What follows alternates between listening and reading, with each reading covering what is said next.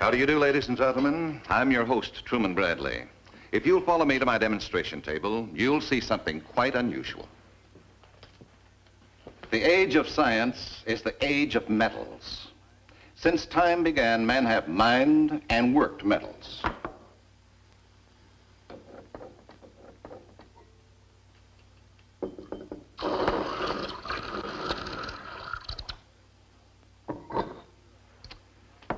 The future of metals promises to be greater than the past.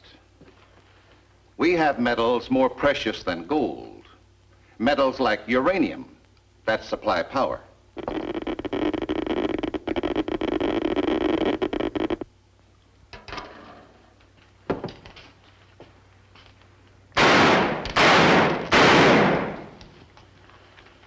Recently, science has developed synthetic materials stronger than steel. This dummy wears Doron body armor that stops a .38 caliber bullet at close range. This material was pioneered by the researchers of the Garrett Corporation. In this case, science caught up with fantasy, which brings us to our story.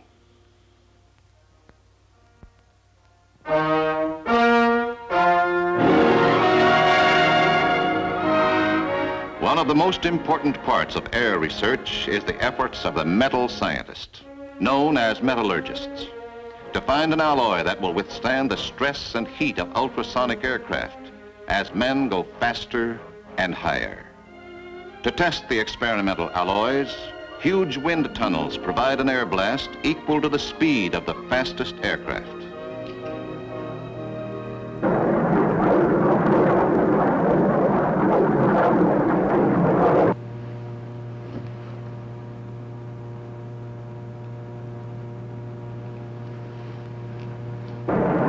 Speed of 2,500 miles per hour, the friction of the air soon destroys the strength of the metal, and it burns like a meteor. But each failure brings men like Professor Rudman and Jim Connors just a little nearer inevitable success. Burned to a cinder, just like all the rest. Bring it over to my home, Jim. We'll examine it in my lab, see what went wrong. Right, Professor.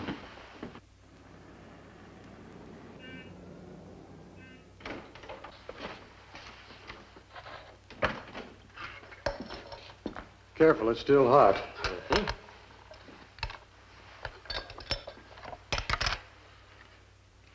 Let's try a little less manganese.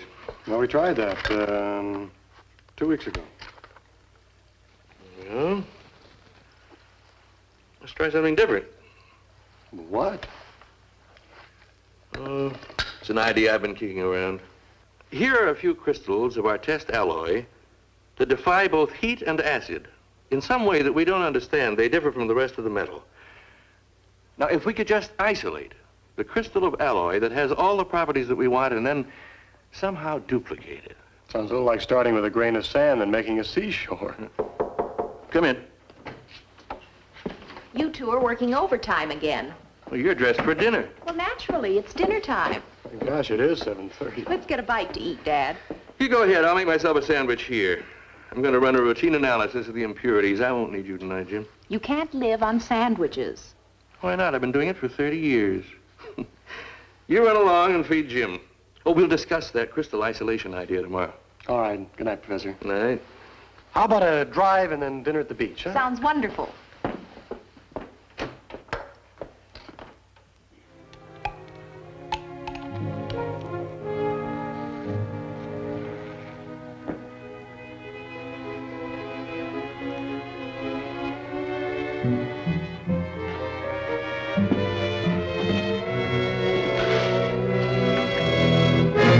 Professor Rudman? Yes. Who are you? I've been reading in the newspapers about you inventing things all the time in your home laboratory, Professor. And about how you're looking for a tough metal to build rocket planes with. The kind that would make wire nobody could pull out, Professor.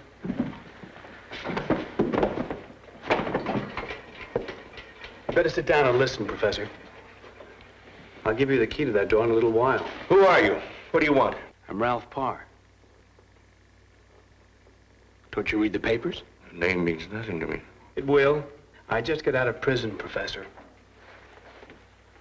With this, I'm in kind of a hurry, so I'd be obliged if you just listen with no argument. You know what this is? It's aluminum foil. No. No, it isn't aluminum foil. I don't believe I've ever seen anything quite like it. It's an odd color. That's what I wanted to hear, Professor. Watch this. See how easy it cuts.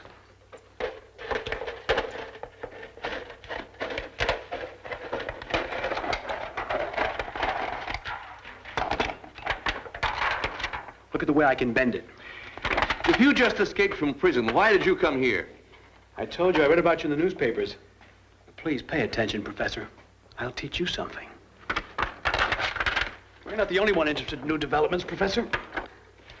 Keep back. We're going to run a little ballistics experiment. Shooting hand gets rusty after 7 years behind the wall. Man needs a little practice to group his shots closely. Take a look at this, Professor. Lead bounces on this stuff like spitballs off a brick wall. You ever seen anything like it? The bullets didn't even mark the surface. They simply flattened against it, leaving smears of lead. The hardness factor must be amazing.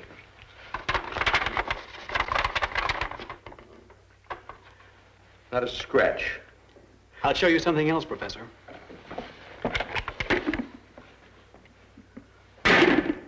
A metal workable at slow bending speed, easily sheared with hand tools and fashioned with fingers,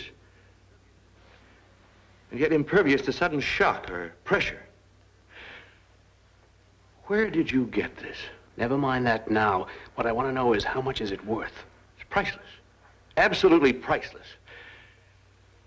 Unless you shammed this whole demonstration. I'm a con, Professor. That doesn't make me a fake.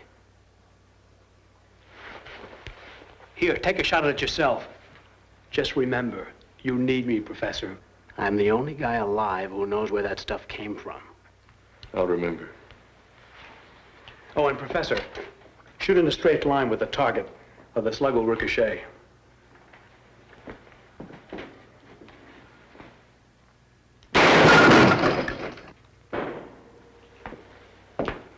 Take it easy, Professor. Where did you get this?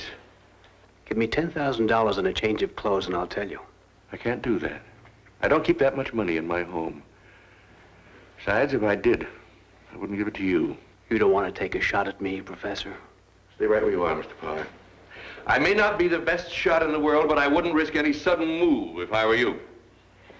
You need me, Professor. How are you going to find out about that metal without my help?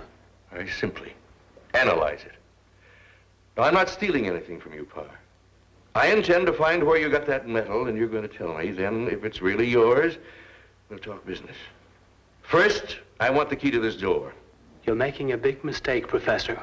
The key, Mr. Parr. I'm sorry you don't trust me, Professor.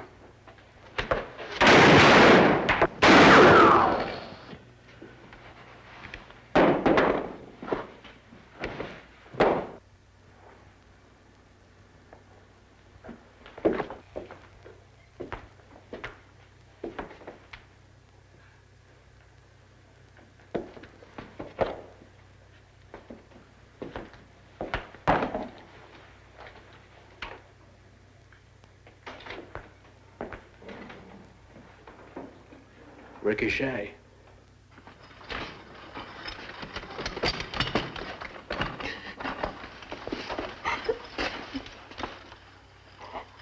Come on, I'll take you up to your room, Gene. Mr. Connors. I'll see that one of my men looks after Miss Rudman. There are a few things I'd like to talk over with you. All right, Sergeant. Will you be okay? I'm all right now. It was the shock of walking in and finding him like that. Sure. Ever see anything like these?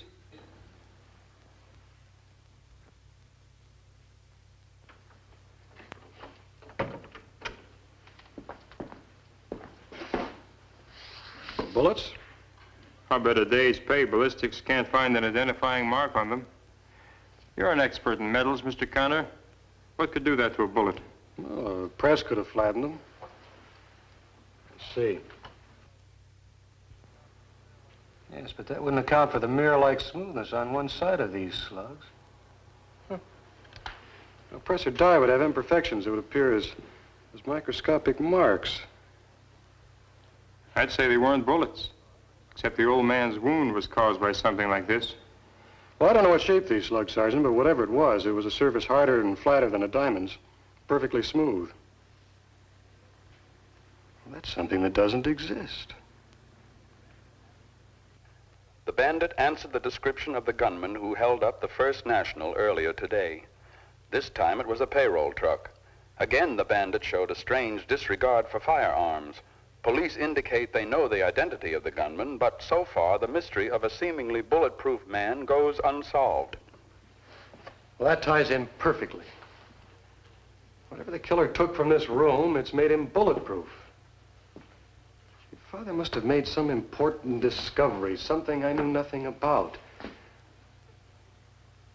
Jean, do you think maybe your father didn't trust me? Of course he trusted you. Why do you ask? Well, think, Jean. A discovery of great value was made here. Why didn't your father drop some hint or mention something about an armor? I mean, how do you explain these? I don't know, Jim. But if Dad did discover something that he didn't have time to tell you about, he certainly didn't mean it to become a shield for a criminal. An important development like this couldn't be made while we were out to dinner, Jean. No, this was something he was working on alone for a long time. Something we've got to get back. How? If police bullets won't stop this man? Well, I don't know. But we've got to find a way.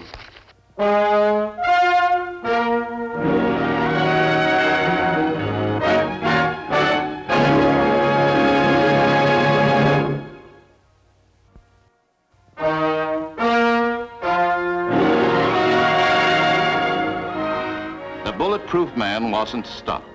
He piled up a record of daring holdups and bold escapes, somehow evading police bullets.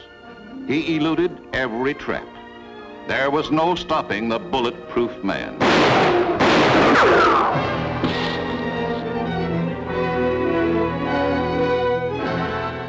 Some weeks after Professor Rudman's death, Jim decided upon a plan that hinged upon the cooperation of the head of one of the world's largest steel mills, George Martin. The last thing that Professor Rudman talked about was a crystal isolation concept. The means of finding one single molecule of an alloy that had the strength and hardness we required, and then duplicating it. I see. I called on your father's opinion many times, Mr. Rudman. He was a man greatly respected in his field, and a good friend of mine. I was deeply sorry to hear of his death. Thank you, Mr. Martin. And you think Rudman stumbled on a formula for an alloy of tremendous strength and hardness? And it fell into the hands of a criminal. The man is a fool. A metal like that would be worth a king's ransom. He needn't have robbed at gunpoint. The alloy is a far greater weapon than a gun. Exactly. What do you want me to do? Make him an offer. Not directly, but release a press statement stating that, in your opinion, an armor such as the bulletproof man is reputed to have is impossible. But if it did exist, it would be worth $1 million. $1 billion, you mean? It might work. You two go on home. I'll give it a try. And if the bulletproof man takes the bait, I'll let you know. Thank you, Mr. Martin. George Martin, one of the world's bigger steel executives, had a word to say about the bulletproof man. The weight of any known armor would prohibit the fast-moving tactics characteristic of a bulletproof man, so he doubts that such an armor is the explanation.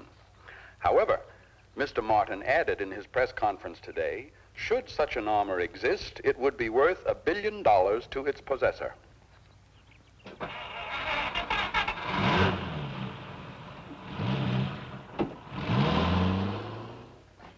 It worked. Like I told you on the phone, he rose to the bait.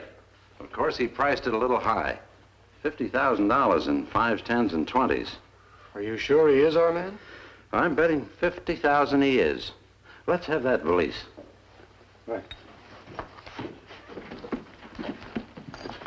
Now, here's his conditions. First, we don't call the police. All right. And second, that my agent, that's you, meet him when and where he says, alone. Well, it's fine, but when and where? Well, he'll call you at the lab. Now, you're to let the phone ring. He isn't taking any chances on the call being checked or traced. When the phone rings 3 times, twice in a row, that will be your cue to start driving at 40 miles per hour toward the desert on the main highway. All right. How do we make contact? You are to watch for his signal. What kind of a signal? Well, he didn't say, but it will be on an isolated part of the highway. Somewhere that he can keep an eye on you until he's certain that he's not walking into a trap. What about you? Oh, I'll be careful. Well, just make sure that you don't pay more than what's in that valise. Right. Good luck.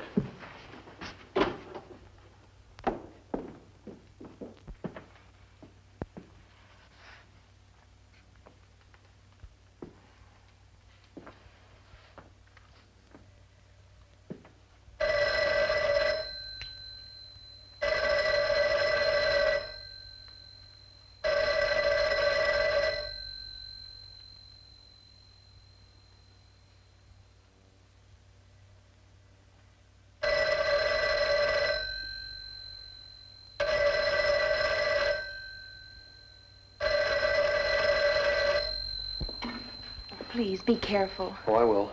Look, call Martin, will you? But not for at least 30 minutes, because he'll check to see if he used the line. The call came at 4:30 in the morning. By dawn, Jim had not been contacted by the bulletproof man.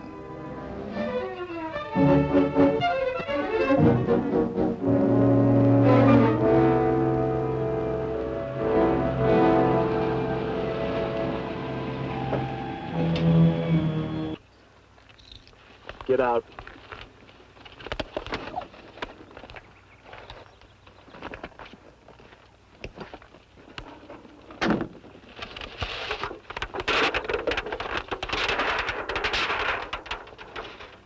Glad to get that off. Hot as the inside of a furnace. You open the valise, Connors. I'm not taking any chances that it's booby-trapped. You scientists are too tricky. You don't get the money until I have the medal. Okay. Anywhere you want it. I'm easy to get along with. That's what you're looking for? The professor didn't believe it was the real thing either. Watch, Connors.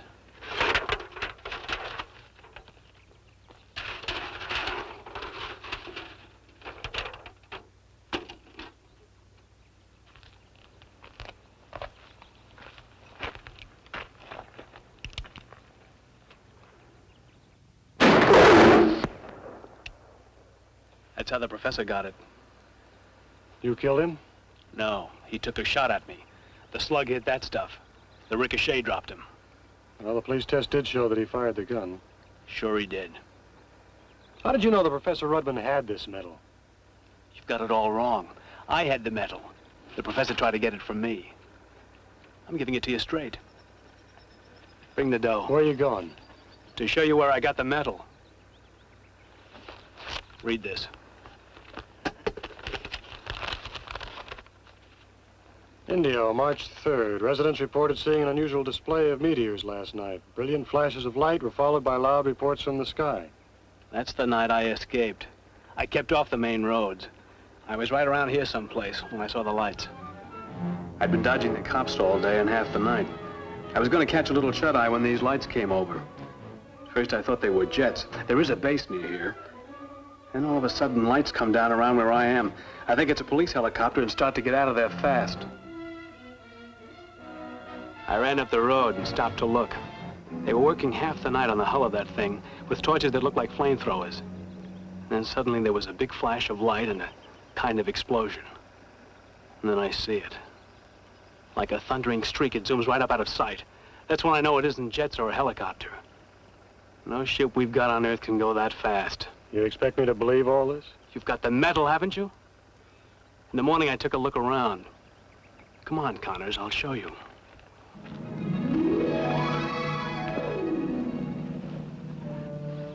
There are all kinds of things like that laying around here. Know what they are?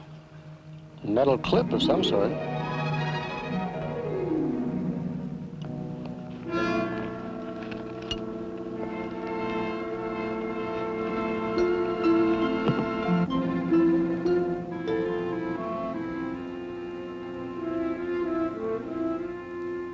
Fused glass. Glass? The sand was heated white hot in an instant. Cooled into crystals of glass. You find the metal here? Yes. When I touched it, it was light and pliable. Then I used it as a shooting target. That's when I knew what I had. We could reproduce this metal. We could visit them as they visited us. Well, you kept your part of the bargain. I'll keep mine.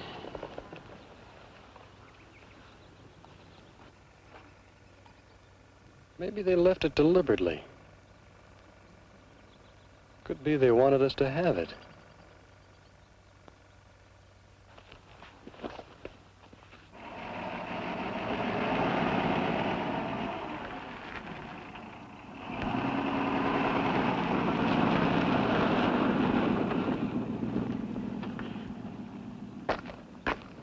Hold it, Parr.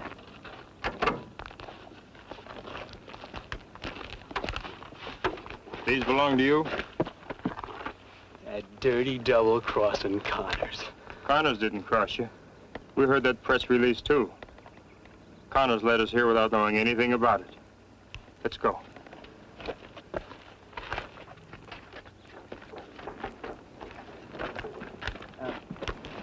I just want to see if Connors gave me a fair count.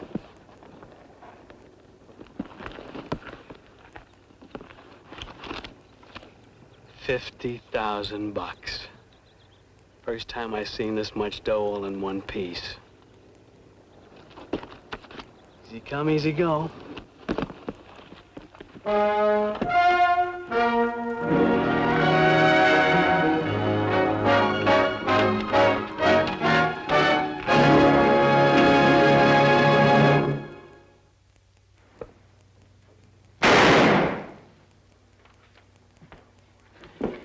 Our story was fiction, but the search for a metal such as we have seen is not. With light metals that could withstand the rigors of rocket propulsion into the unknown, man could launch an exploration to the moon or beyond with rocket fuels we have today.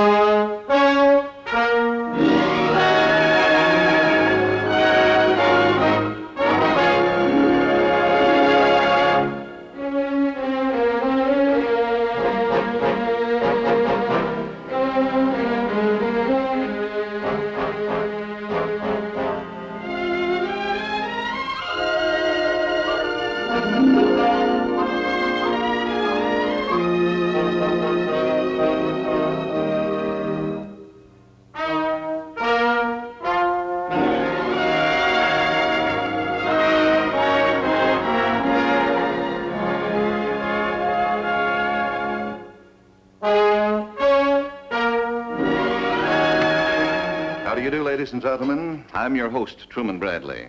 If you'll follow me to my demonstration table, you'll see something quite unusual.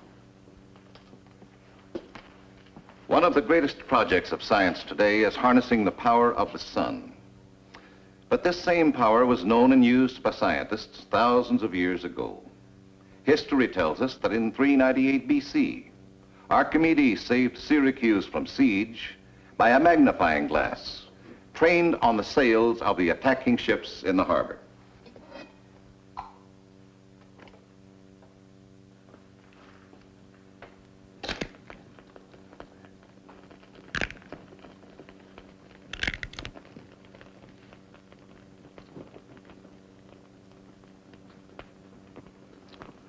The ships were destroyed just like these, by the concentrated rays of the sun igniting the sails.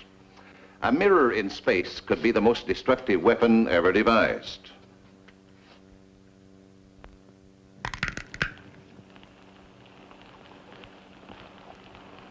Guided by the principles of the sun, science has developed different radiation techniques which can be used for the benefit of mankind, like this modern invention.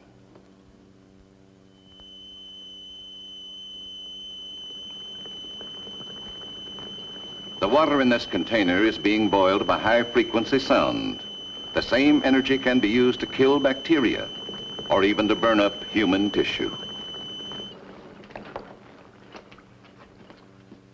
The familiar fluoroscope machine is another instance of how science has put radiation to work to benefit mankind.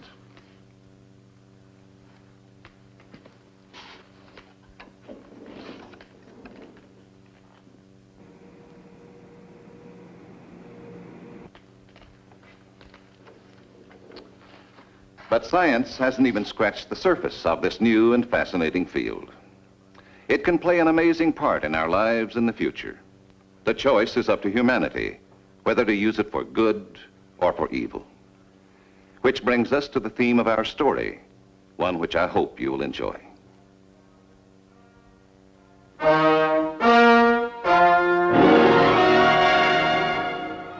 This is where it started and where it ended, in the top secret laboratory of world-famed scientist, Dr. John Bellow.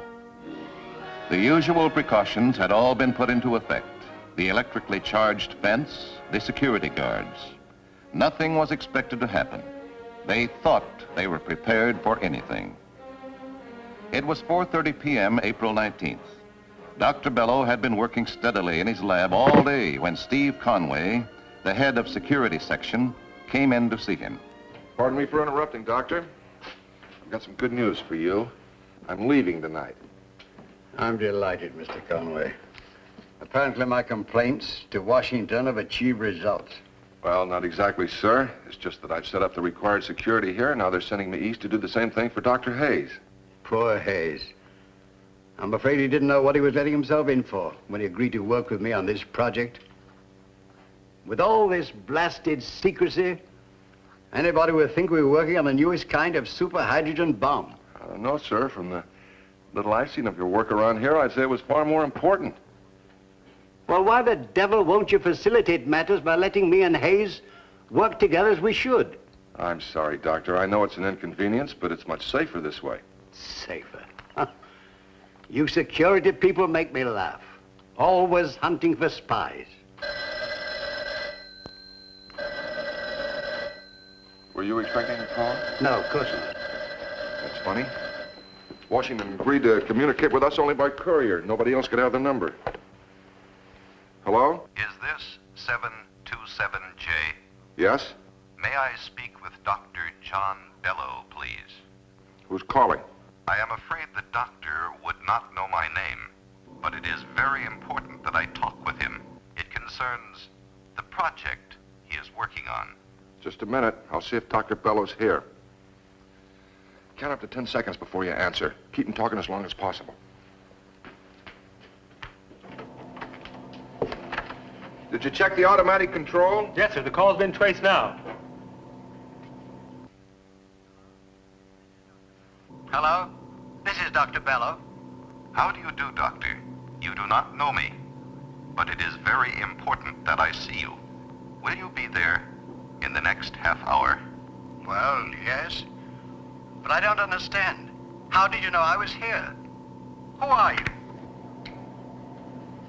See how fast you can get me a report on that call. Doctor, you're going to have to leave here immediately. That's ridiculous. Certainly no spy would give advance warning by telephoning. I'm sorry, sir. Those are orders. I was told you were here to protect me, not to run my life. Well, I'm afraid that doing one necessitates doing the other. Now, our orders were to relocate you without delay if your presence here were discovered. I'll give you 5 minutes to get your things together. What about the man who phoned? Aren't you going to wait to see him? We'll try to intercept him. Captain, may I see you a second? Yes, right away. 5 minutes, Doctor. Yeah. I just got the report. They traced the call to the hotel. The hotel? How can that be? The security section's taken over and there's no outsiders. Captain, the doctor! Dr. Bellow! What are you trying to do? Kill yourself? There was nothing that could be done. By the time they were able to get into the lab, nothing was left but ashes. Later that day, in the hotel in town, which the government had taken over for the project, a strange story was told. Oh, Jennings. This is Colonel Davis. Just flew in from Washington. I want you to tell him about the man that made the phone call. Yes, sir. I've been in charge of communications here at the hotel, sir. At 4:30 this afternoon, Captain Conway came in and asked to be connected with Dr. Bellow's lab. Now, just a minute, Jennings. You say the man who came in was Conway? I mean, I thought he was Captain Conway, sir. All of us did. He looked and acted exactly like him, sir. Who else saw him? There were 3 men off duty downstairs, plus the switchboard operator. They all saw him. They all thought he was Captain Conway. Yet you knew that Conway was staying at the house, didn't you? Yes, sir. But he could have come into town. But there was no reason for us to suspect that anything was wrong. I see. Go on. As I said, he asked to be connected with the lab. I instructed the switchboard operator to get the number. Where did this man talk from? From the desk, sir, right next to the switchboard. Then you heard every word he said?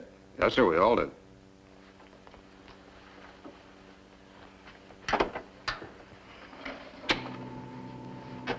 Hello? Is this 727J?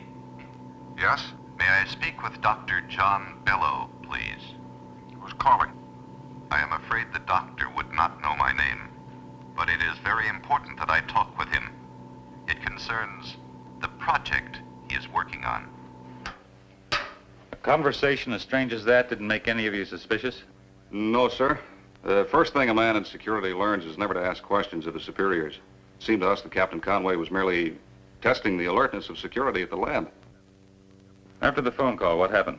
Captain Conway, that is the man who impersonated him, hung up and left the hotel. Did he walk away, drive, or what? None of us noticed, sir. And the fact that the impersonator's voice wasn't the same as Conway's didn't arouse your suspicions either? No, sir. We assumed he was deliberately disguising his voice so he wouldn't be known at the other end. Don't repeat any of this, Jennings. No, sir. Well, what have we got? Phone call comes in for Bellow. A few minutes later, a fireball destroys his lab, cremating Bellow and destroying all his papers. Oh, that's all, Jennings. Thank you. Yes, sir.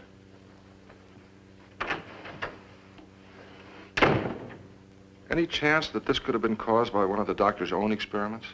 No, we know from the condition of the house that the fireball came from outside.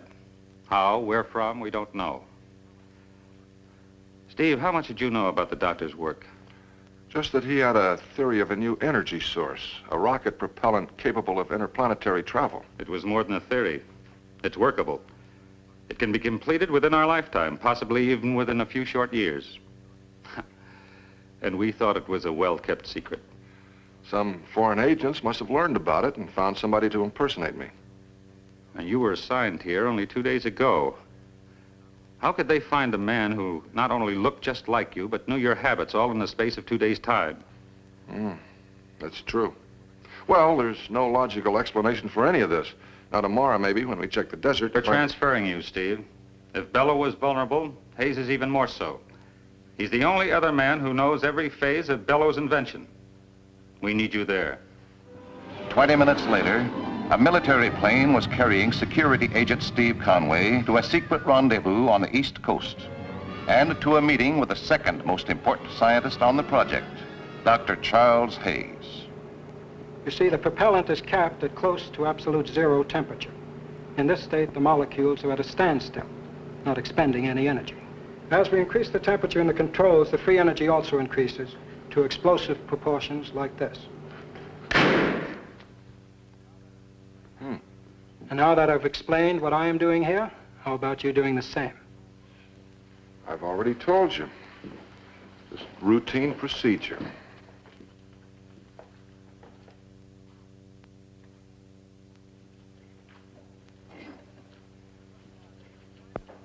Look, Conway, I'm tired of being treated as a child. If I'm trustworthy enough to work on this project, then I demand to know why all of these precautions. And look, don't bother telling me they're routine, because I know better. What do you want to know? In the past week, I've counted the number of times daily you've checked this thermocouple. Why is it so important? We're testing it. It's a new kind of thermocouple, calibrated to the slightest atmospheric changes. I know better than you what it's normally used for, Conway. In this case, however, I'd say that you were afraid of something from the outside. Charlie, as a detective, you make a real good scientist. Perhaps. But tell me, why are the windows covered up? And why was it suddenly decided 3 days ago that I could work only during the hours of darkness? And another thing, why haven't I heard from Dr. Bellow in the past week? I've told you. You've told me nothing but double talk. Look, Conway, I want the truth. All right. We have reason to believe that foreign agents know about our project. They have a new weapon, a directed type fireball, which we believe is operated by energy obtained from sunlight. And we're taking every precaution against anything happening to you. Oh, I see. A sudden change in the thermocouple might mean that this ray was being directed against me. Is that it? Just about. And that's why we're doing all of our work at nights, so that if this ray is concentrated sunlight, well, we're protected from it. Yes, except we're not sure that it is sunlight. Now, let's get some sleep, huh? It's after dawn. Oh, yes, certainly. You know, that's an amazing theory. An incendiary fireball generated by the rays of the sun. Yeah. Amazing. Yeah. The security measures taken to protect the life of Dr. Hayes were of an extraordinary nature. The 2 cubicles in which Hayes and Conway slept were sealed off from the rest of the building. The windows were covered with lead shields, capable of withstanding the heaviest bombardment of rays from the outside. Science did everything possible to prevent a reoccurrence of the Bellow incident. Shortly after 8 that morning, Conway suddenly awakened with a terrible throbbing headache.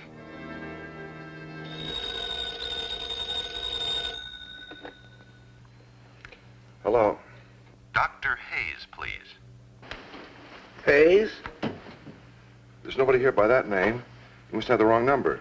Are you sure there's no Dr. Hayes there? Dr. Charles Hayes, the scientist? I tell you, fella, you got the wrong number. What number was it you were trying to call?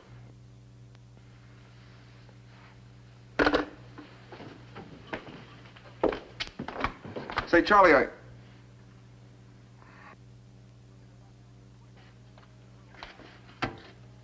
Get a doctor up here, quick. Send for Colonel Davis.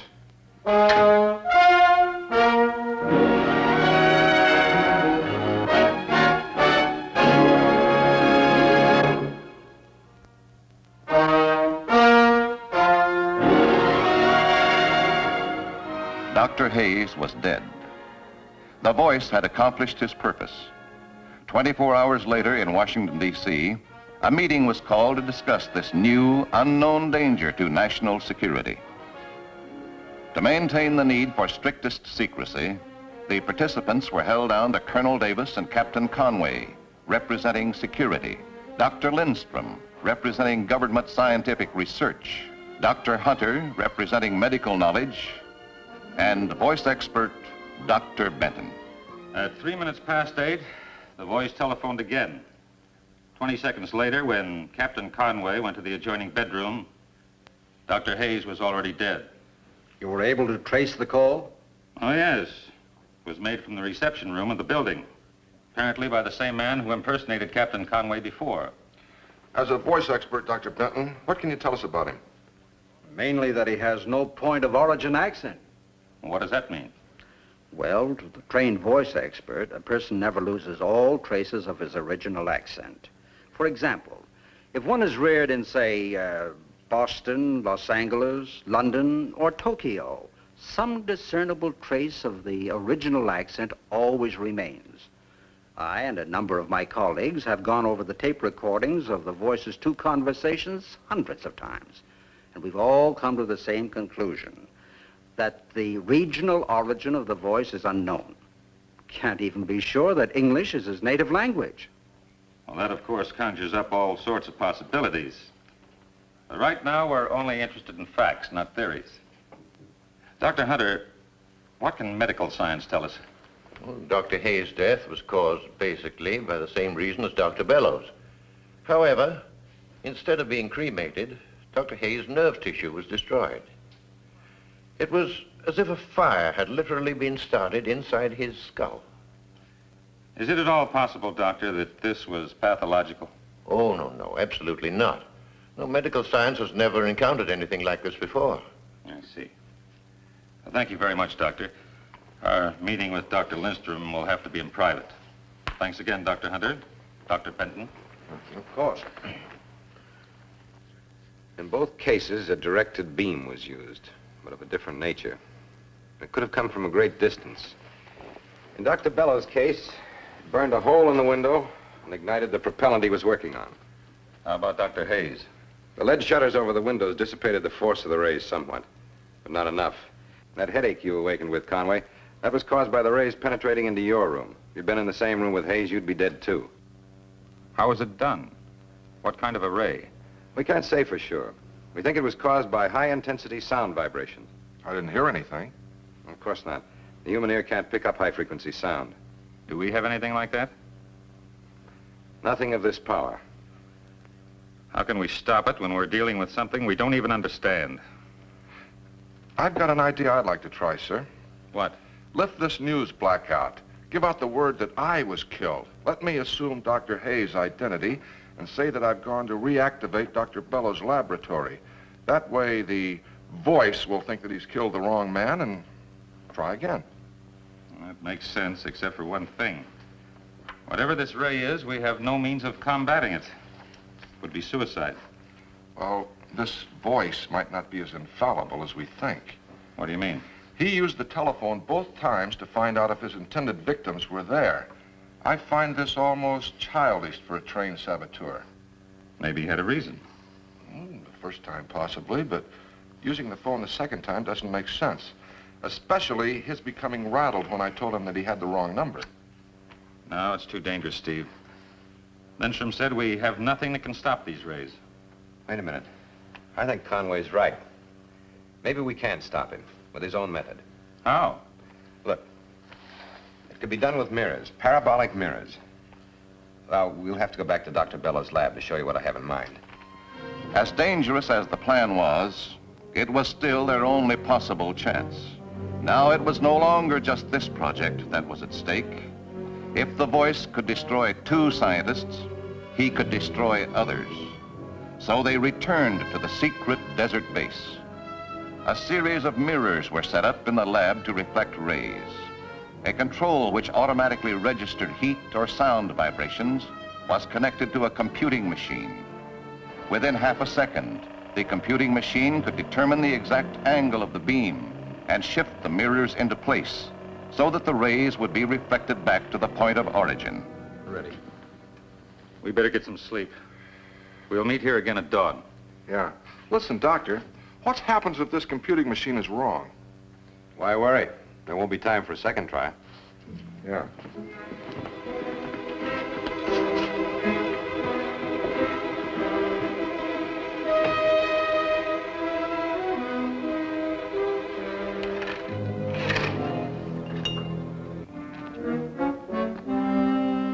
Bright sunshine, not a cloud in the sky. Let's leave the windows open, huh? All right. It's going to be another hot day.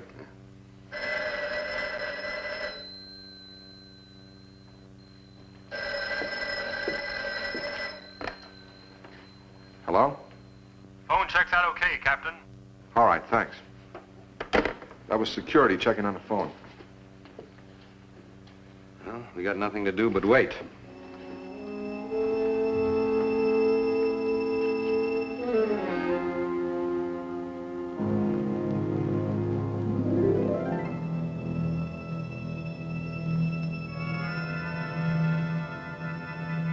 5 o'clock. We'll be losing the sun soon. Sound waves can do the same trick regardless of daylight. Hello? Hello? Hello? Hung up. What is it? There's a slight rise in temperature.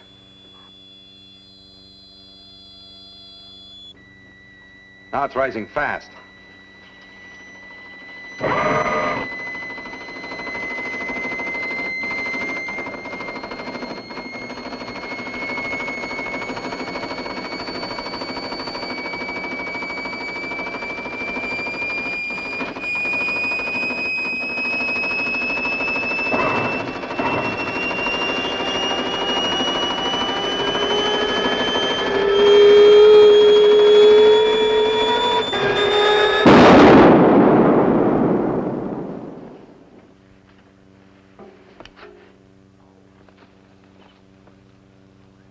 It worked. The beam was reflected to the point of origin. I don't think it'll be hard to find the place. Let's go.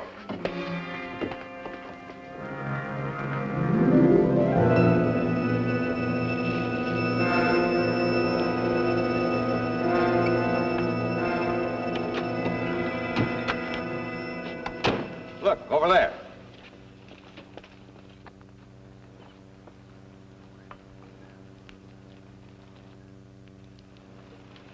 Wait a second. Well, this is where they had the equipment. Yeah. Burnt to a cinder, just like with Dr. Bello. Whoever the people were, they were killed by their own device. I'm not sure they were people. Well, what is it? I don't know. It was metal. A fireball melted it. I don't think we'll find anything else. Let's get back to the lab.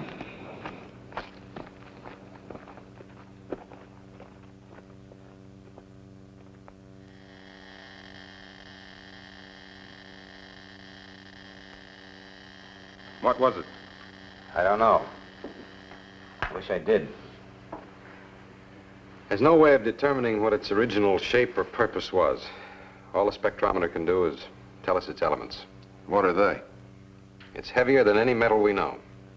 Now, how can that be? Looks like we'll have to change our concepts. Where did it come from? Who can say for sure? Whoever they are, their intelligence must be far superior to ours. They're so intelligent. Why would they want to stop us from interplanetary travel? Maybe they don't think we're ready to conquer space yet. But they haven't stopped us. All they've done was to postpone it. One day we'll have that propellant and the rockets. By then, we may have our own world in peaceful order.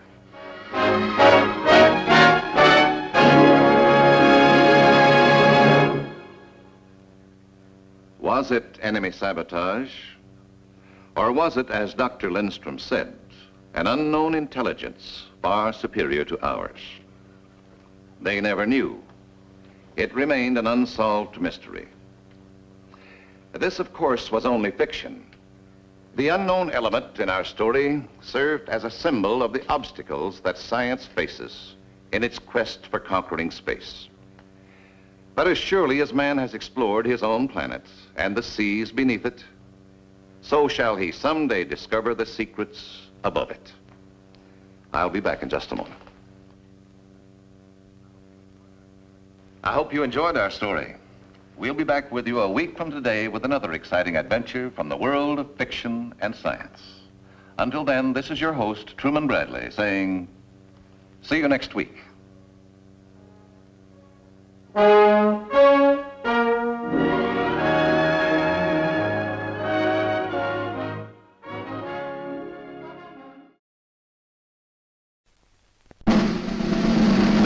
Here's the way we quench our thirst, quench our thirst, quench our thirst. Here's the way we quench our thirst.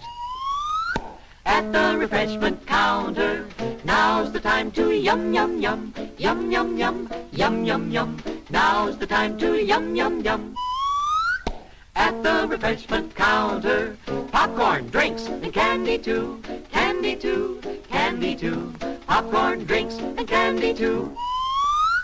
At the refreshment counter, at the refreshment counter, at the refreshment counter. Hiya, hiya, hiya. They're shrimply delicious. Hiya, hiya, hiya. You'll go for that mouth-watering, taste-tempting, meaty shrimp mixture all wrapped up in a crispy noodle jacket. It's a treat you can't beat. So come on, join the folks that are getting fresh, crispy Flavo shrimp rolls now at the snack bar. They're shrimply delicious. Here's a new taste treat. The corn dog. Plump, juicy wieners are dipped in a thick, golden, southern-style corn batter that seals in all their freshness and flavor. If you like hot dogs, you'll love corn dogs. Everybody does. Try a corn dog with your favorite beverage. At the refreshment corner now. Corn dogs.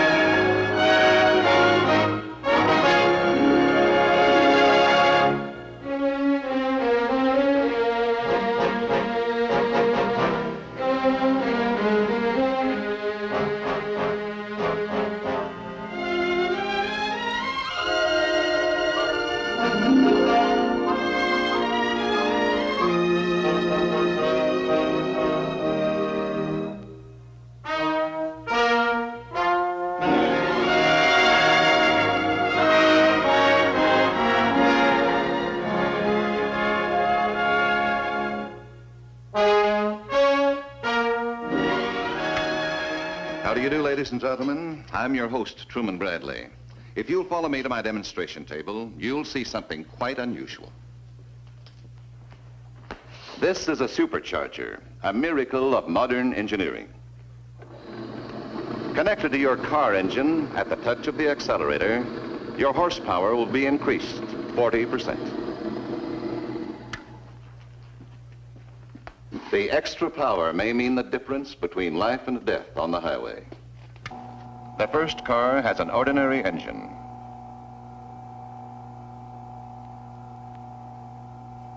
The second car is supercharged, a lifesaver in this emergency situation. With the aid of this supercharger, your car will be able to climb the steepest hill with the greatest of ease.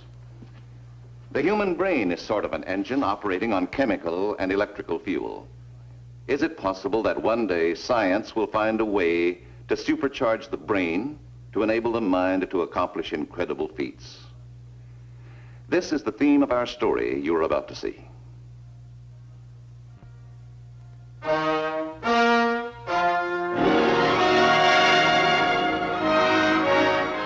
In this government laboratory, scientific history is being made. One of the researchers is placed in a vacuum chamber where he will make an attempt to survive without respiration. His heartbeat is being observed through the viewscope of an X-ray machine. Heartbeat normal, respiration normal, temperature normal. We're going to take it to 50,000 now, Jeff. Powerful pumps are now creating more of a vacuum in this pressure chamber until the man inside will be living under the same atmospheric conditions as he would at nearly 10 miles above the surface of the Earth. Without that suit, his blood would expand and begin to boil. Nitrogen bubbles would form in his veins and arteries, and the pain would drive him out of his mind if it weren't for a new experimental drug that enables the blood cells to absorb a reserve supply of oxygen. Any changes? No changes here, sir.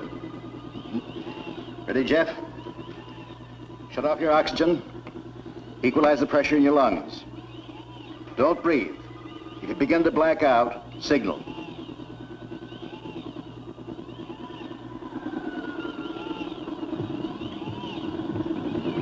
Respiration ceases. This man, Dr. Jeff Conover, is now living on the oxygen stored in the cells and tissues of his body. Normally, he had a few seconds before blacking out. His body drained of its oxygen. Sight, hearing good? Hold up your hands and move them.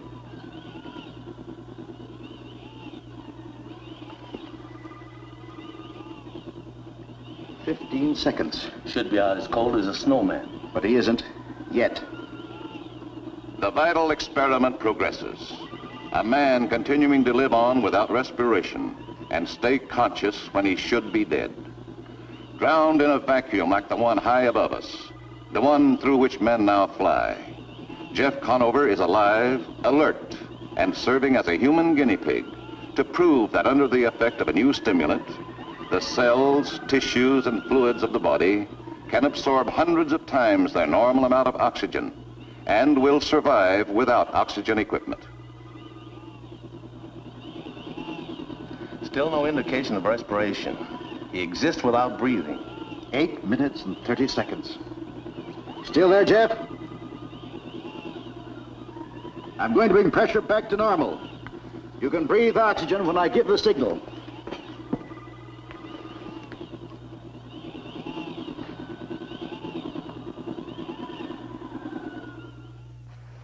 Look, why waste time? Why not take me up to 50,000 feet, and I can bail out, and we can test the chemical in the true situation. I'll arrange for a test flight tomorrow. But right now, I want you to go home and talk it over with Elaine. There's a definite risk involved in this, and I think she ought to be consulted. All right. May I tell her the nature of the experiment? Yes, but it's still confidential, you understand? Certainly. It's terribly important, Elaine. You see, with one shot of this chemical, a pilot can store up enough oxygen in his body so that he can live for minutes without breathing. Yes, it would give him a much better chance than he has now. Oh, 1,000 times better. Think of the lives that it can save at bailing out over 40,000 feet. Why is it always you, Jeff? Why is it? Well, nothing's going to happen to me. Nothing, I promise. Again, the final test of the anti-blackout serum must be made with a human being and under actual flight conditions. Will the results obtained under simulated conditions in a laboratory be the same as those when the experiment is carried out miles above the Earth's surface? Or will there be an unforeseen circumstance, a microscopic miscalculation that will result in an accident, destroying months of patient research? But the high-altitude bailout did not justify expectations. Immediately following his ejection from the cockpit of the jet plane, Conover blacked out and floated down in a state of complete unconsciousness. When he opened his eyes, he found himself in a hospital bed. His wife, Elaine, and Dr. Mackenzie were at his bedside. Elaine. Yes, Jeff, I'm right here. So's Dr. Mackenzie. Dr. Mackenzie. I'm sorry, Doctor. I don't know what went wrong. Never mind now, Jeff. Don't talk or exert yourself. But something did go wrong. I blacked out. Why? What happened? Well, right now, it's not important. Of course it's important. I don't know what on earth... Well, back with the rest of us, huh? Yes, I never should have left. Fortunately, he landed unconscious and relaxed. No broken bones or serious internal injuries. Just a good shake-up. I feel pretty good. Just groggy. By tomorrow, you'll be a mass of aches and pains, but, well, if nothing else shows up, we'll let you go home. If there's anything, Doctor, anything he needs. Oh, a good night's rest should do it. May I stay with him, Doctor? Well, of course, Mrs. Conover. If you want anything, there's the phone.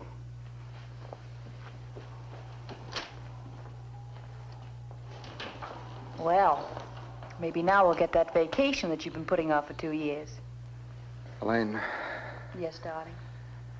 something fantastic happened to me up there today. I know, honey. But right now, you just lie back and relax. Elaine, listen to me. In those last 3 or 4 seconds before I blacked out, I thought I was going to die. In those seconds, I relived about 6 months of my life. I experienced everything in complete detail. Conversations I'd had, tests and experiments I'd made, books I'd read, even movies I'd seen. I've heard it happening to drowning people. Now, you just lie back and relax. But Elaine, don't you realize what this means? The brain under certain pressure can be speeded up 1,000, even 1,000,000 times. The human mind can outspeed any electronic brain ever created. Darling, please. I've experienced the most important new concept in the world about the brain. Most important new... Of course, I understand that you have 2 weeks vacation coming. But now, Jeff, it's unreasonable. I want you to listen to something.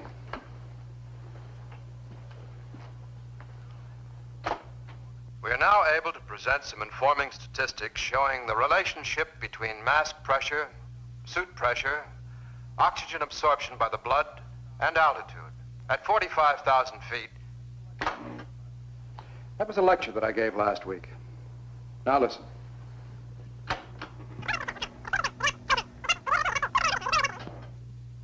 It was still me talking, but 20 times faster.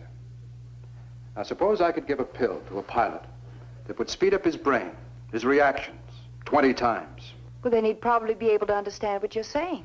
Exactly. And he'd retain it at that speed. Speed up the brain 100 times, as mine was yesterday, and a student could read and retain a complicated book in 10 minutes. It's a fascinating idea, Jeff. But right now, I have something else to do, and I need you. All I want is 2 weeks. But you and I are involved in a different kind of research, equally important. What could be more important than a shortcut to learning and teaching, to the unlimited power of the brain? All right, take your 2 weeks, my boy. It's obvious that unless you get this out of your system, you will be little help on the project. Thank you, Dr. Mackenzie. I'm sure you won't be sorry. Elaine, keep an eye on him. Don't worry, Doctor. I'll send him back to you rested and eager. Good. I'll see you in 2 weeks. Jeff, sometimes I don't understand you. Nobody does. Well, what can you possibly hope to accomplish in 2 weeks? I hope that I'll be able to find... Find what? The secret door to the human brain.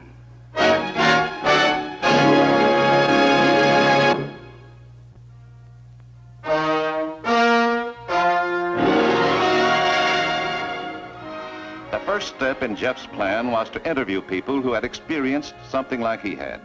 Something which in some unexplained way had forced the brain into fantastic activity. He received permission to visit the emergency ward of the General Hospital.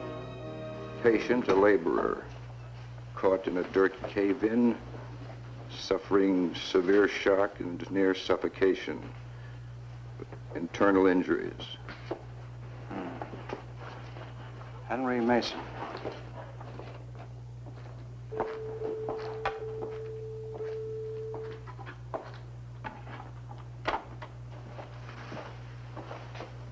Henry Mason, can you hear me? Yes. Do you remember the cave-in? What is the last thing you remember? My wife. I was thinking about a dance we went to once. What dance? One we went to. Before we were married. About 17 years ago. Why did you remember this? I don't know. I remembered everything about it. The ones I danced with, the songs they were playing. I hadn't thought about it in years. How long were you there? 4, maybe 5 hours. How long would you say it took you to relive all of this? 3, maybe 4 seconds. I don't understand it. Another brain forced into this unbelievable speed up through fear, shock, what? His next interview was with a child whose exceptional talent baffled explanation. Alice, I'm thinking of a date. June 23rd, 1412.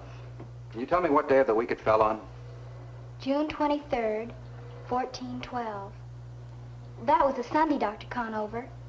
Mm-hmm. Now tell me, what day of the week will July 4th, 2113 fall on? July 4th, 2113. A Wednesday. That's right. Alice, Tell me, how are you able to do this? I really don't know. Somebody can just say a date, and I automatically know what day of the week it was, or will be. How long have you been able to do this? Since the accident 2 years ago. How long have you been blind? Since the accident. Would you tell me about it? By what amazing process did the brain of this child enable her to outfigure a high-speed electronic computer? As yet, Jeff could only guess. Mr. Stevenson, what is the square root of 317? 17.0448. That's right. And tell me the cube of 4,209. 1,309,516,011. Right. Now, Mr. Stevenson, would you add this column of telephone numbers?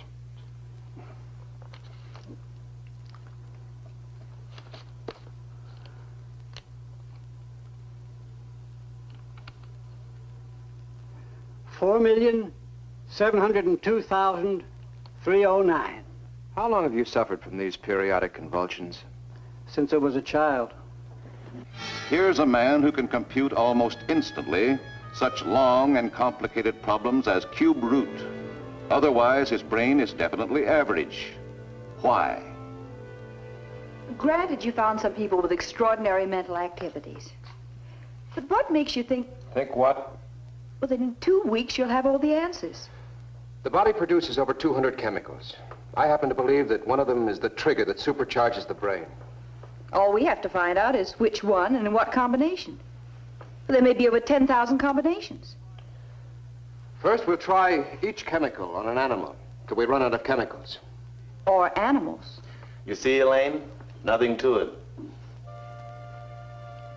Jeff's research continued as all scientific research must, by slow, painstaking elimination.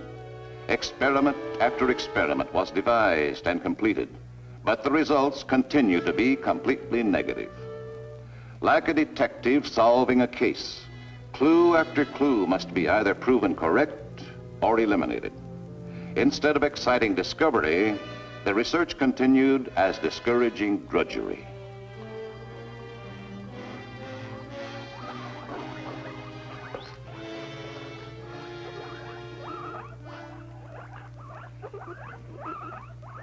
Elaine, Markin, come here. Look at this.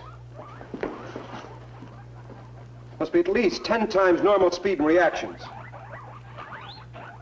31D.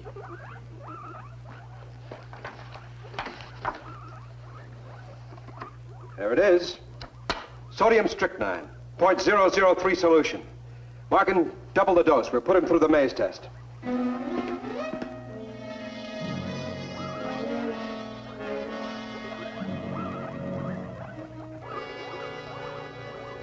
Six and 3/10 seconds. That's 20 times normal. The first break in the experiment. Well, let's celebrate by getting a good night's sleep. Tomorrow we'll start on a higher order of mammal. A dog was fed a harmless dose of the sodium strychnine and then tested for his learning reactions. That's a good boy. Now stay.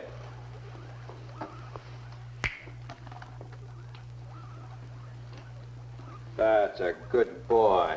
That's a good boy. Approximately 21% above normal. Jeff, it's incredible. Yes, but we can't seem to get above that level. When I bailed out, the speed-up process was 100 times that. We can waste no more time on the lower species. We'll continue our research on the final level, the human brain and nervous system. But, Jeff... I'll be the subject, of course. Jeff, you're traveling down a path you neither know or understand. You could do serious damage. Yes, I know I could. But we call that an occupational hazard, don't we, Markin? Jeff, suppose you Forget it. Prepare 5 cc's, solution 012, sodium strychnine.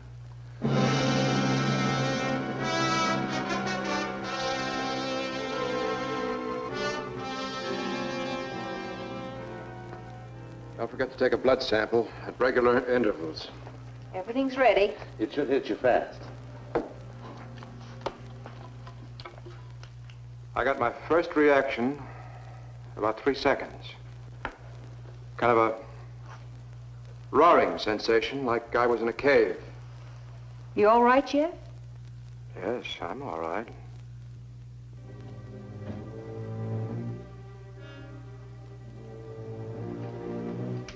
But you're not. What do you mean? Something's happened to both of you.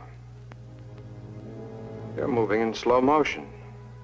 Don't forget to take the blood sample, Elaine. Can you see clearly? Yes. I'll clap my hands at regular intervals. Estimate the correct time of the interval.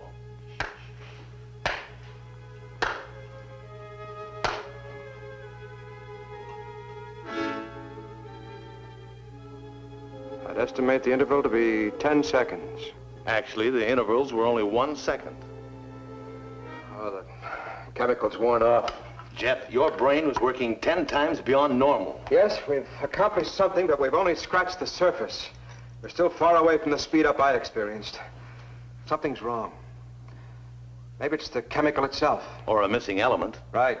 Any suggestions? Well, the brain, as far as we know, acts on electrochemical principles. So far, we've only tried chemistry. You're right. 100%. A fine scientific detective I am. Maybe you're running down your own battery. A rest might help. Can't afford to rest now. Couldn't anyway.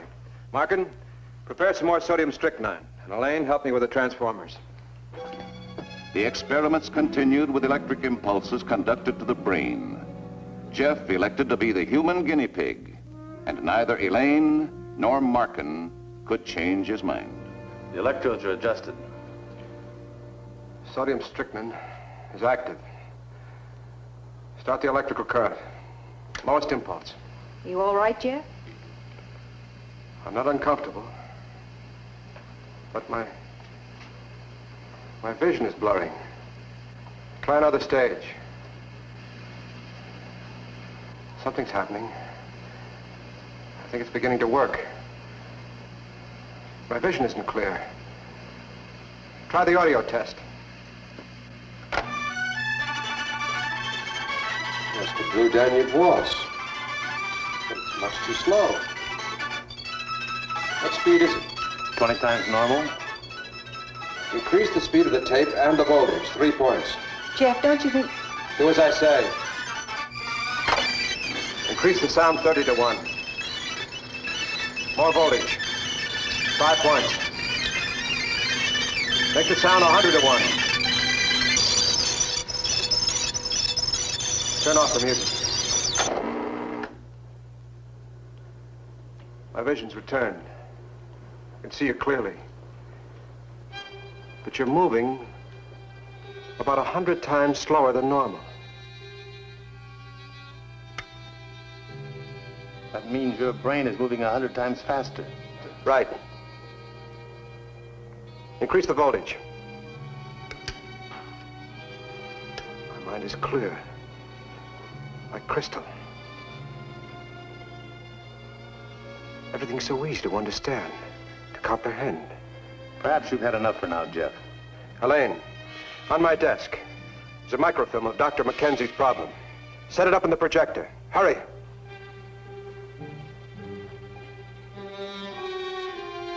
Give each page about a 25th of a second, Elaine. Start as soon as possible. Oh, come on, what's holding you up? Ready? Jeff now gave an amazing display of high-speed brain activity. The microfilm slides represented the result of 4 years concentrated research. Nevertheless, he was able to study, analyze, and absorb it in a matter of a few seconds. Faster. How long do you think you're studying each page, Jeff? About an hour. 2 points more voltage, Markin. Faster, Elaine, faster! 1 more point on the gain control, Markin. 4 points more. 4!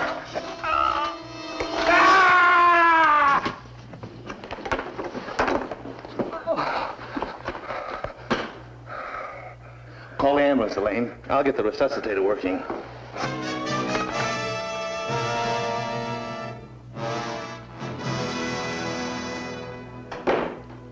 Hello, Dr. Mackenzie. How are you, Jeff? Fine, just a little tired. Well, Now maybe you'll show a little sense and get back on our project. Have you got a paper and pen? Yes, of course. Well, take this down. The anti-blackout serum must work on a pH concentration of cells to form oxine NO2, C4H, C95H. Pilot must breathe pure helium 1 minute before injection. The blackout serum will be effective for 4 hours. Chief, how in the world did... There are depths to the human mind we scarcely understand. I penetrated those depths for only a few seconds. And almost got yourself killed. It's an entirely new concept. But it makes sense. It'll work. The power of the human mind is unlimited.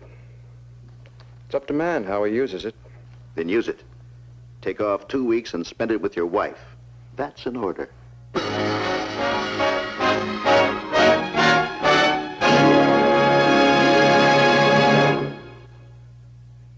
What you have just seen was fiction, but fiction based on scientific experiments that are taking place right now at various universities and scientific foundations. Animals have been made to think and learn faster. That this may someday happen to the human mind is more than a mere dream.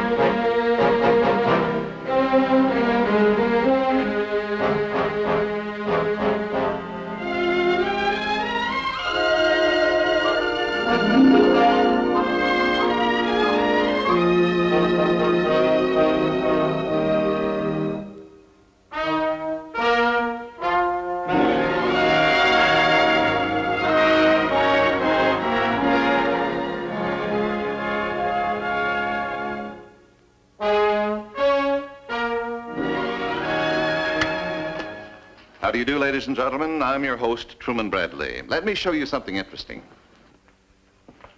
Without the benefit of a jeweler's magnifying glass, you may safely assume that these pearls are exactly alike. Synthetic. And improvised by human hand, it cannot withstand my human touch. Forged by a strange defense mechanism of nature, it is almost impregnable. I say defense mechanism because it was precisely that which created our true pearl inside of this oyster. Outside, it is pretty well protected, but inside, it is so sensitive and vulnerable that the slightest irritant or foreign body which manages to enter will automatically be isolated by the slow forming of a hard protective coating, which eventually becomes this. This faculty for self-protection is very rare. Since other members of the animal kingdom are only equipped to keep attackers away by an outside shell, turtles, snails, and armadillos carry their own armor plate. They live in the safety of a do-it-yourself, attack-proof concrete shelter. And though we may well be the most delicate members of this animal kingdom, we are not endowed with such natural defenses, and therefore try to improvise protection with this. Against bullets and against radiation. However, this takes care only of the exterior. But what about the interior? What about those little invaders which are only visible to us by virtue of the electronic microscope? What protection can nature give us against them?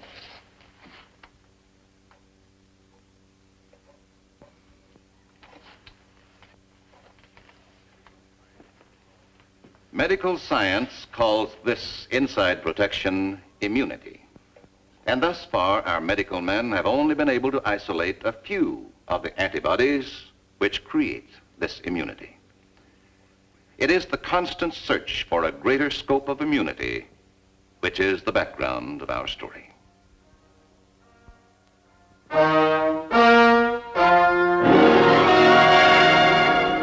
Like most covert beginnings, it was during the still of a summer night at 3:30 a.m. that the unpredictable hand of nature and the universe touched the life of one Dr. Keith Brandon.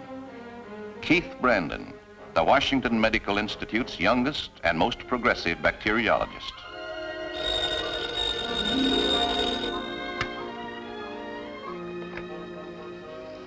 Yes? Keith? It's for you, dear. Keith? It's Mr. Parker. Hello? Yes, speaking. What? Say that again. You're positive? Yes, I'll be there in 15 minutes. I don't mean to pry, but isn't this rather an unusual hour for appointments? No more unusual than the event, if it's true.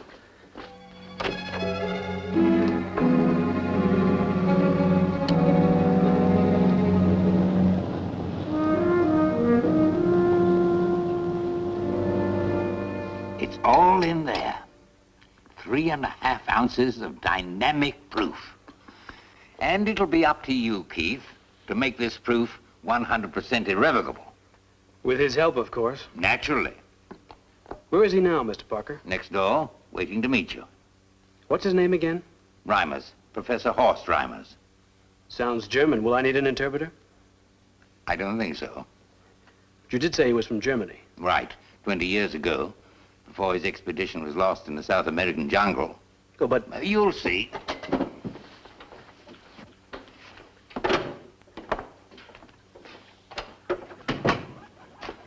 Come in, Dr. Brandon. I know it'll be a pleasure working with you. Well, thank you, Professor Reimers. Pardon me? I'm just preparing these specie for injection.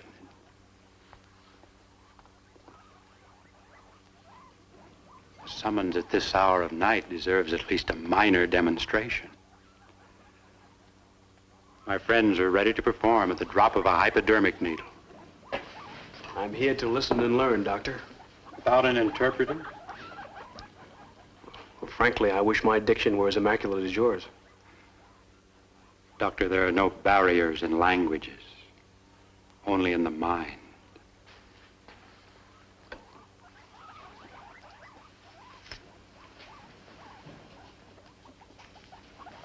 Have a look.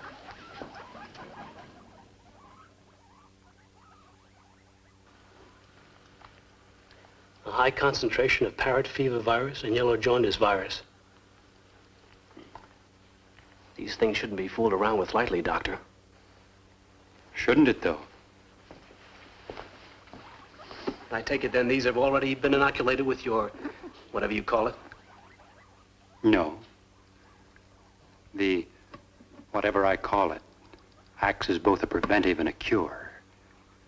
It's a universal serum for all virus diseases known to man. Known to man, Doctor? That's a pretty big statement.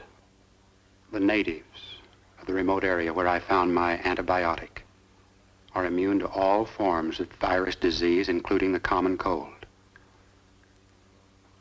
Naturally, I searched for the cause. And I found it in the very soil they walk on. You see, this soil breeds a mold of antibodies with far greater range than sulfur or penicillin. Of course, the natives' immunity might have taken at least a decade to build. Dr. Disease does not take a decade. What's the matter with you? You have enough virus in there to kill an army. Doctor, you have enough serum in there to cure the world.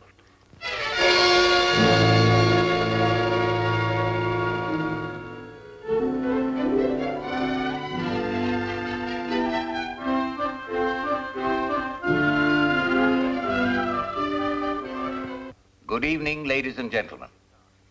My name is Rudyard Parker. I'm chief of the United States Scientific Research Division. It gives me great pleasure to inform you of one of the most outstanding developments in the history of medical science. Our government has been endowed with the discovery of a universal antibiotic which will be a blessing to the entire world. This serum, entrusted to us by the discoverer, Professor Horst Reimers, will wipe out every virus disease known to man. For the last 6 months, government experts, headed by Dr. Keith Brandon, have made exhaustive tests of this serum with the most conclusive results. As you probably know, Congress in special session has already passed a bill providing for immediate nationwide inoculation. After that, this serum will be made available for distribution throughout the world. At present, we have only enough serum at hand to start initial inoculations right here in Washington tomorrow. However, within a few weeks, mass production of the antibiotic will have caught up with the national demand, and detailed plans for local inoculations will be announced. Thank you. Excuse me, Professor. Yes, Mrs. Brandon. Have you checked the new litter of hamsters that was born last night? I most certainly have. Why, they're not diseased, are they? No, they're fit as a fiddle. Well, then, what seems to be the trouble? No trouble, really. I just wondered if you checked them yet. From stem to stern. It must be Keith who hasn't seen them yet. Oh, but he has. Your husband checked them with me this morning. My mistake.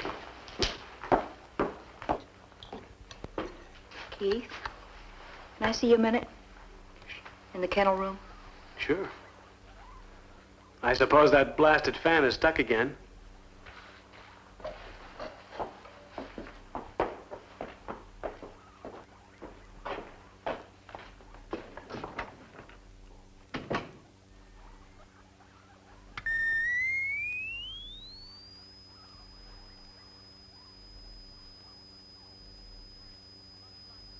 These hamsters have multiplied twice since we first injected them, right? Right. Haven't you noticed anything special about the births? No, except that I forgot to pass out cigars. All of the puppies are female. So were the Dion quintuplets. And what about the rabbits in section 4? What about the rabbits in section 4? They both had a couple of litters, too. Each of them all female. Whereas the litters of the non-injected group in 7 show a normal balance between male and female. Meaning what? Meaning that the components of Reimer's theory must somehow be disturbing the normal reproduction of genes. Every litter born to an injected animal has been female. Oh, I didn't notice. We better tell Reimers. No, not Reimer's. I don't trust that man. Let's talk to Parker. Jane, what are you saying? Something about Reimer's that makes me uncomfortable. He looks at you as though he could see right through you. I just don't trust him. Hey, what's gotten into you? Dr. Brandon, if I am correct, you are planning a family. You are correct? In that case, you won't mind having all girl descendants to carry on the name of Brandon? After we've all been inoculated tomorrow. Tomorrow? We'd better get to Parker right away.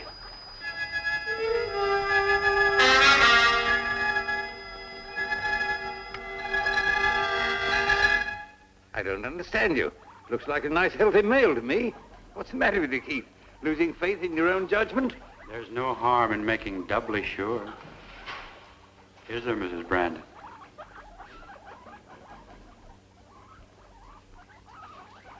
I saw nothing but females in that litter a little while ago. From all appearances, it looked like the drug had affected the normal function of their genes so as to produce only females, which in turn would cause a dying out of any species inoculated with our serum. Consider that every human being on the face of this earth eventually will be inoculated. Dr. Brandon, you just thought you saw all females. Mr. Parker, we have to stop the inoculations until we're sure. But you've given me no reason. The risk of having the human race vanish within 100 years, is that reason enough? Considering the pressure we've been under, these things are apt to happen. Professor Reimers is right. We'll proceed as scheduled. You'd better get some rest, Keith. The inoculations begin tomorrow, and you've got a big day ahead of you. Big day.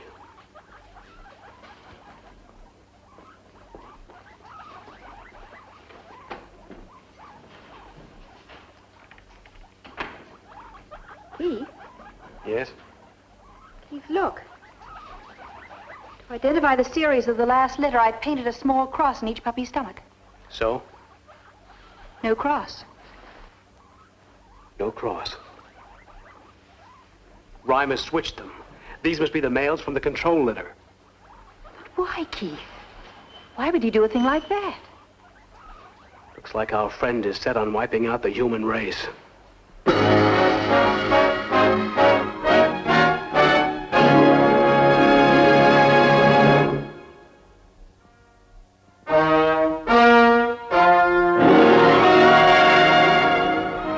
Morning, the dawn of a new era hung heavily over the city, as well as the entire world.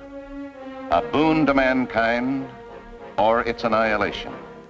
Only the waking held that answer. For sometimes, sleep can be a mere escape from stark reality.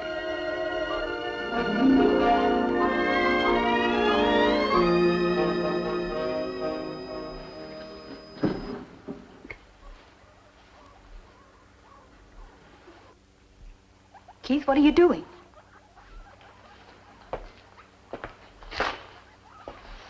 I'm going to see Parker. This time I've got to convince him. Reimers is dangerous. When Reimers comes in, keep him away from the animals. They're the only proof that we have against him. When will you be back? It's 8:30 now. I ought to have Parker here within an hour. Keith? Yes? Good luck. Thanks, honey.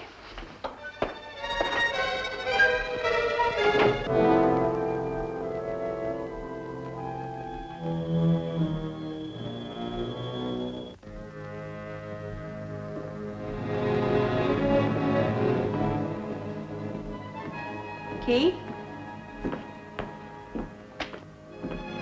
Keith, is that you?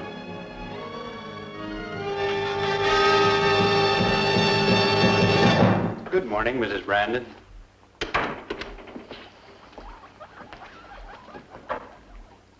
There's no need to use that gun on me. You're not to touch those cages, Dr. Reimers. I came to make a full confession.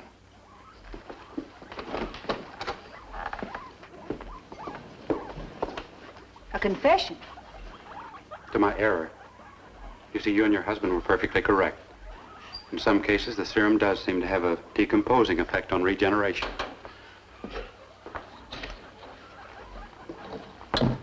Then why won't you stop the inoculations? Well, there's no need to. I said only in some cases. There, it's merely a matter of hormone deficiency. It's something that can easily be corrected even after inoculation. Hormone deficiency? I don't believe it. Let me prove it to you. I worked all night and developed a culture which will correct the gene balance. I said you're not to touch those cages. I won't let you destroy the evidence. This culture is harmless.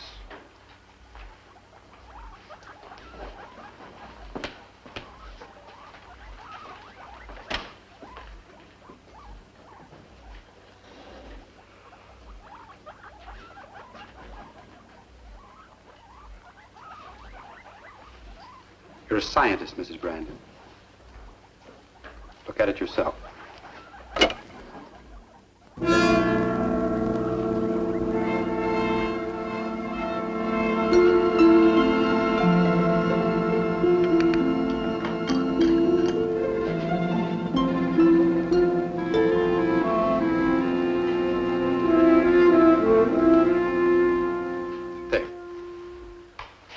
See, there's nothing dangerous in the culture. Looks all right to me. Then may I feed it to the animals? And you won't shoot me? Go ahead.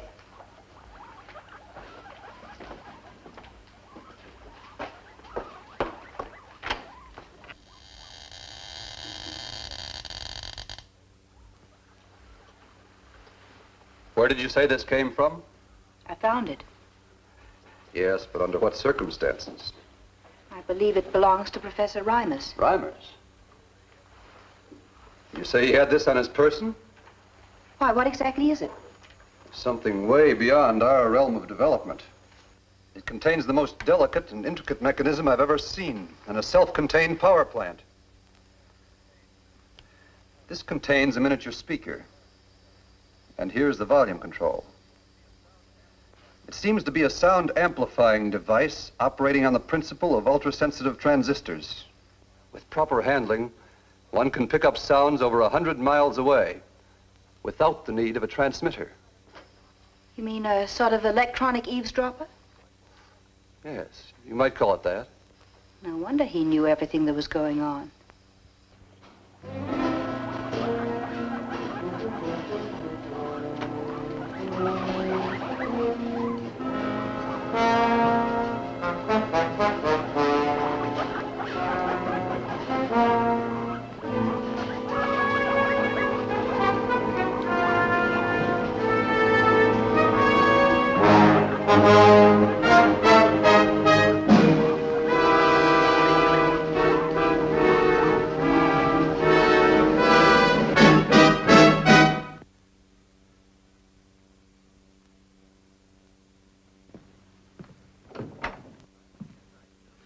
In all the years I've known you, I've never believed you guilty of professional jealousy.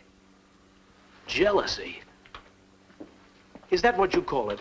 I don't know what else to call it. You keep repeating accusations you can't prove. But the proof is in the kennels, Mr. Parker. Why won't you come over to look at it? There's nothing in those kennels today that wasn't there last night. Now look, Keith, I put you on this project. In an hour and a half, it goes into effect. If you try to stop it now, I'll have to face a congressional investigation. But suppose I'm right. Suppose Reimers is a fraud. Listen to me, Mr. Parker. If that were the case, if you had tangible evidence, I would. Hello? Yes. Just a moment. Mrs. Bradley. Yes? We'll be right over. She found it, Mr. Parker. What? Tangible evidence.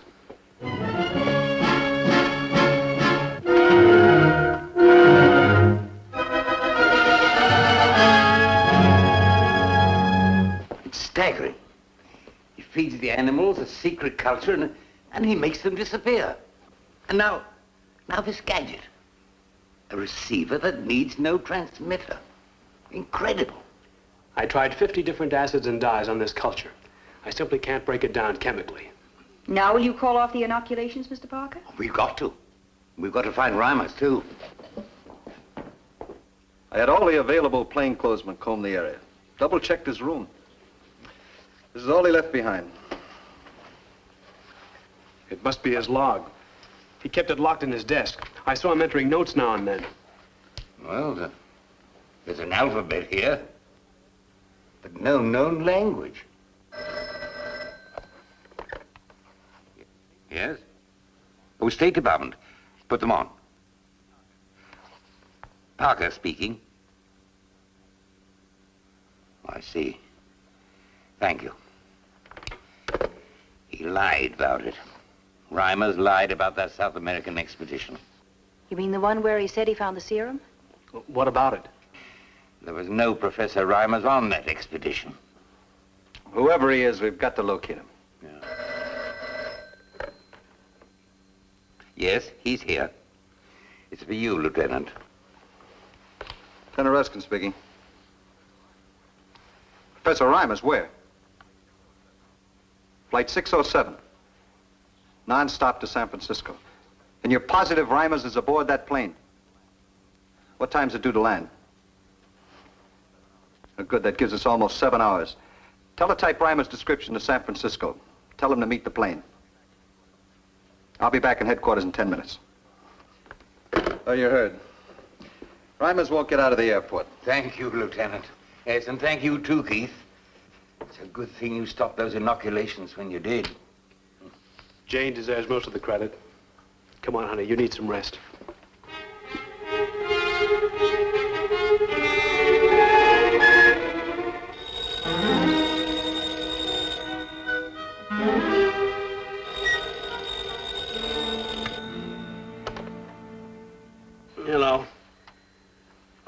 Parker. What? You sure of that? Yes. Yes, thanks for calling. What is it, Keith? What happened? Flight 607 just landed in San Francisco. Well? There were 30 passengers aboard that plane when it took off, including Reimers. Only 29 when it landed. But that was a non-stop flight. How did Reimers get off that plane?